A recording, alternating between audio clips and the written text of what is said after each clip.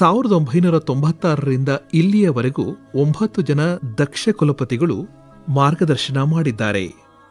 Doctor C Anjana Murthy, doctor NS Ramegowda, doctor K Sudharao, professor BA Vivekarai, professor KS Rangappa, professor MG Krishnan, professor D Shivalingaiah, doctor Vidyashankar S.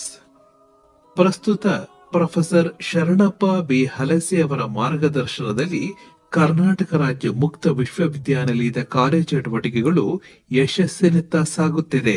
ನಮ್ಮ ವಿಶ್ವವಿದ್ಯಾಲಯಕ್ಕೆ ಈಗ ನ್ಯಾಕ್ A+ ಬಂದಿದ್ದರಿಂದ ನಮ್ಮ ವಿಶ್ವವಿದ್ಯಾಲಯದಲ್ಲಿ ಆನ್ಲೈನ್ ಕೋರ್ಸ್ಗಳನ್ನ ಪ್ರಾರಂಭ ಮಾಡಲು UGCನಿಂದ ಪರ್ಮಿಷನ್ ಪಡೆದುಕೊಂಡು 13 ಆನ್ಲೈನ್ ಕೋರ್ಸ್ಗಳನ್ನ ಮಾಡಬೇಕಂತ ನಮ್ಮ ಆಶೆ ಇದೆ. ಅದರ ಜೊತೆಗೆ ಆನ್ಲೈನ್ ಜೊತೆಗೆ ಆಫ್ಲೈನ್ ನಾವು 10 ಕೋರ್ಸ್ಗಳನ್ನ ಆಫ್ಲೈನ್ ಕೋರ್ಸ್ಗಳನ್ನ ಈ ಸಲ ಹೆಚ್ಚಿಸಿದೆವು. ಅದರಲ್ಲಿ 51 ಕೋರ್ಸ್ಗಳಿವೆ ನಮ್ಮ ವಿಶ್ವವಿದ್ಯಾಲಯದಲ್ಲಿ.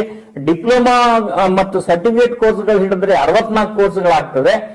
ಟೋಟಲಿ ನಮ್ಮಲ್ಲಿ ಒಂದೊಂದು ಡಿಸ್ಟಿಕ್ಗೆ ಒಂದೊಂದು ರೀಜನಲ್ ಸೆಂಟರ್ ನ ಪ್ರಾರಂಭ ಮಾಡಬೇಕು ಈ ಸಲ ಅಂತ ನಾವು ನಮ್ಮ ಯೋಜನೆಗಳನ್ನ ಹಾಕಿಕೊಂಡಿದ್ದೆವು.